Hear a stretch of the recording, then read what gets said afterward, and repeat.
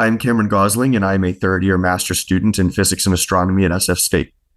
And the work that I'm currently doing under the supervision of Professor John M. Brewer is creating a calibrated macroturbulence relationship to help obtain more precise stellar properties. A more bird's eye view of the point of this project is there's information we want about stars. We want to know their compositions.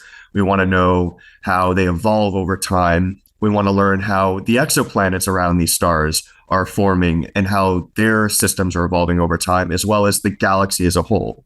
And one important piece of the puzzle in doing this is taking spectra of stars, so the light output at each wavelength. And then we take that spectrum and we fit it using model atmospheres and radiative transfer codes, and then optimize these models to fit the data as best we can. And that will give us our best estimates of these stellar parameters, such as the effective temperature, the surface gravity, and even the rotational rate of these stars. One problem that comes up, though, is that, speaking of rotation, there are multiple broadening of these lines that can cause almost the same type of broadening that makes it hard to differentiate.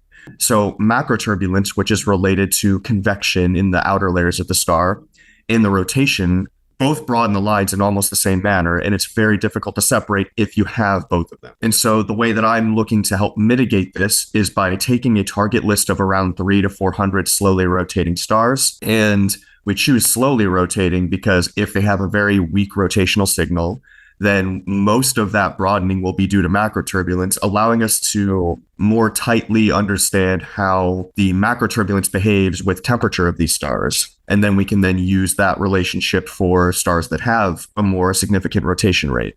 These spectra were recorded using the Express Spectrograph at the Lowell Discovery Telescope. And then when I have the data, I am fitting them with a Python package called PySME through a pipeline that I've created. And once I have these stellar parameters from that spectral fitting, I can then create that relationship between the macroturbulent broadening and the effective temperature.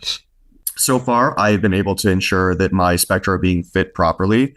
And the next step is to then run this analysis for all of my stars and then create that relationship using all of my stars.